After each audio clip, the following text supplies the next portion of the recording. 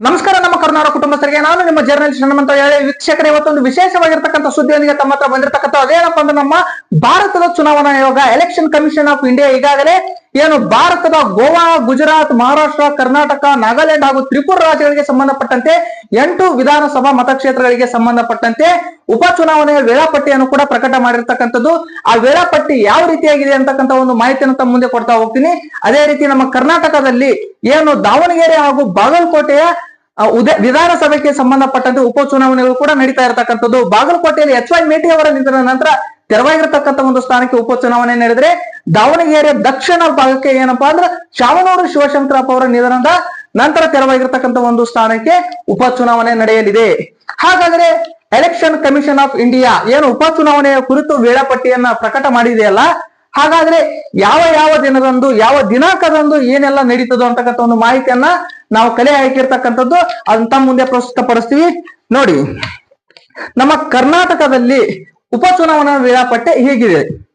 March 16ರಂದು ರಾಜಪತ್ರ ಅಧಿಸೂಚನೆಯನ್ನ ಪ್ರಕಟ ಮಾಡಲಾಗುತ್ತೆ. ಆನಂತರ ಮಾರ್ಚ್ 23ರಂದು ನಾಮಪತ್ರ ಸಲ್ಲಿಸಲಿಕ್ಕೆ ಏನು ಆಯಾ ಪಕ್ಷದ ಅಭ್ಯರ್ಥಿಗಳಿಗೆ ಕೊನೆಯ ದಿನ ಆಗಿರುತ್ತೆ. ಆನಂತರ ಮಾರ್ಚ್ 24ರಂದು ನಾಮಪತ್ರಗಳ ಪರಿಶೀಲನೆ ನಡೆಯುತ್ತೆ. ಮಾರ್ಚ್ 26ರಂದು ನಾಮಪತ್ರಗಳನ್ನ ಹಿಂಪಡೆಯಲಿಕ್ಕೆ ಕೊನೆಯ ದಿನ ಆಗಿರ್ತಕ್ಕಂಥದ್ದು ಇಲ್ಲಿ ಚುನಾವಣೆ ಏನು ಆಯೋಗ ತಿಳಿಸಿರ್ತಕ್ಕಂಥ ಉಪಚುನಾವಣೆಯ ವೇಳಾಪಟ್ಟಿಯಲ್ಲಿ ತಿಳಿದು ಬರುತ್ತೆ. ಏಪ್ರಿಲ್ 9ರಂದು ಏನಾಗುತ್ತಪ್ಪ ಅಂದ್ರೆ ಮತದಾನ ನಡೆಯುತ್ತೆ. ಮೇ 4ರಂದು ಮತ ಎಣಿಕೆ ಪ್ರಕ್ರಿಯೆ ಆರಂಭ ಆಗುತ್ತೆ. ಆನಂತರ ಕೊನೆಯದಾಗಿ ಮೇ 6ಕ್ಕೂ ಚುನಾವಣೆ ಪ್ರಕ್ರಿಯೆ ಪೂರ್ಣಗೊಳ್ಳತಕ್ಕಂಥದ್ದನ್ನ ಇಲ್ಲಿ ಚುನಾವಣಾ ಆಯೋಗ ತಿಳಿಸಿರ್ತಕ್ಕಂಥ ಉಪಚುನಾವಣೆಯ ವೇಳಾಪಟ್ಟಿ ತಿಳಿಸಿರ್ತಕ್ಕಂಥದ್ದು. ಇನ್ನೊಂದ್ಸಲ ಓದ್ತೀನಿ, ತಾವು ತಿಳ್ಕೋಬೇಕು. ಕರ್ನಾಟಕದಲ್ಲಿ ಉಪಚುನಾವಣೆಯ ವೇಳಾಪಟ್ಟಿ ಹೀಗಿರ್ತಕ್ಕಂಥದ್ದು. ಮಾರ್ಚ್ 16 ರಾಜಪತ್ರ ಅಧಿಸೂಚನೆ ಪ್ರಕಟಣೆಯಾಗುತ್ತೆ. ಮಾರ್ಚ್ 23ರಂದು ನಾಮಪತ್ರ ಸಲ್ಲಿಸಲು ಕೊನೆಯ ದಿನ.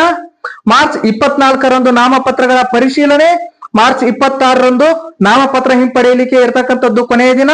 ಏಪ್ರಿಲ್ 9ರಂದು ಮತದಾನ ನಡೆಯುತ್ತೆ. ಮೇ 4ರಂದು ಮತ ಎಣಿಕೆ ಪ್ರಕ್ರಿಯೆ ಆರಂಭ ಆಗುತ್ತೆ. ಕೊನೆಯದಾಗಿ ಮೇ 6ಕ್ಕೆ ಏನಾಗುತ್ತಪ್ಪ ಅಂದ್ರ ಚುನಾವಣಾ ಪ್ರಕ್ರಿಯೆ ಪೂರ್ಣಗೊಳ್ಳತಕ್ಕಂಥದ್ದನ್ನ ಇಲ್ಲಿ ಚುನಾವಣಾ ಆಯೋಗ ತಿಳಿಸಿರ್ತಕ್ಕಂಥದ್ದು. ಪ್ರತಿ ಮತಗಟ್ಟೆಯಲ್ಲಿ ಇವಿಎಂ ಮಷೀನ್ ಮತ್ತು ವಿವಿಪಿಎಟಿ ಯಂತ್ರಗಳನ್ನ ಬಳಸಲಿಕ್ಕೆ ಚುನಾವಣಾ ಆಯೋಗ ತಿಳಿಸಿರ್ತಕ್ಕಂಥದ್ದು. ಹಾಗಾದ್ರೆ ಈ ವೇಳಾಪಟ್ಟಿ ಪ್ರಕಟಣೆ ಆದ ತಕ್ಷಣನೇ ಮಾಡೆಲ್ ಕೋಡ್ ಆಫ್ ಕಂಡಕ್ಟ್ ಕೂಡ ಜಾರಿಗೆ ಬರ್ತಕ್ಕಂಥದ್ದನ್ನ ನಾವಿಲ್ಲಿ ತಿಳ್ಕೊಳ್ಬೇಕಾಗತ್ತೆ. ಇಲ್ಲಿ ಬಾಗಲಕೋಟೆಯ ಉಪಚುನಾವಣೆಯನ್ನು ನಾವು ನೋಡ್ತಾ ಹೋದ್ರೆ ಇಲ್ಲಿ ತುಂಬಾನೇ ಜಿದ್ದಾಜಿದ್ದಿನ ಕಾದಾಟ ನಡೀತಾ ಇರತಕ್ಕಂಥದ್ದು. ಇಲ್ಲಿ ಕಾಂಗ್ರೆಸ್ ಪಕ್ಷದ ಪರವಾಗಿ ಆಲ್ಮೋಸ್ಟ್ ಮಲ್ಲಿಕಾರ್ಜುನ್ ಮೇಟಿ ಅವರಿಗೆ ಟಿಕೆಟ್ ಸಿಗುವ ಸಾಧ್ಯತೆ ಹೆಚ್ಚು ಅಂತಕ್ಕಂಥ ಒಂದು ಮಾತು ಕೇಳಿ ಬರ್ತಾ ಇದೆ. ಅದರ ಜೊತೆಗೆ ಬಿಜೆಪಿ ಪರವಾಗಿ ವೀರಣ್ಣ ಚರಂತಿಮಠ ಅವರಿಗೆ ಟಿಕೆಟ್ ಸಿಗ್ತಕ್ಕಂಥ ಒಂದು ಸಾಧ್ಯತೆ ತುಂಬಾನೇ ಹೆಚ್ಚಾಗಿರ್ತಕ್ಕಂಥದ್ದನ್ನ ಇಲ್ಲಿ ಸಾರ್ವಜನಿಕರು ಕೂಡ ಮಾತಾಡ್ತಾ ಇರ್ತಕ್ಕಂಥದ್ದು ನಾವು ಇಲ್ಲಿ ಕಾಣಬಹುದು. ಹಾಗಾದ್ರೆ ಯಾವ ರೀತಿಯಾಗಿ ಇಲ್ಲಿ ಚುನಾವಣೆಯ ಜಿದ್ದಾಜಿದ್ದಿನ ಕಾದಾಟ ನಡೆಯುತ್ತೆ, ಹಾಗಾದ್ರೆ ಇಲ್ಲಿರ್ತಕ್ಕಂಥ ಮತದಾರ ಪ್ರಭು ಯಾರ ಕೈ ಹಿಡಿತಾನೆ ಅಂತಕ್ಕಂಥ ಮಾಹಿತಿಯನ್ನ ಮುಂದಿನ ದಿನಗಳಲ್ಲಿ ನಾವು ಹಂತ ಹಂತವಾಗಿ ಕೊಡ್ತಾ ಹೋಗ್ತೀವಿ. ಅಲ್ಲಿವರೆಗೂ ಹೀಗೆ ನೋಡ್ತಾ ಇರಿ ಜರ್ನಲಿಸ್ಟ್ ಹನುಮಂತ. ನಮಸ್ಕಾರ.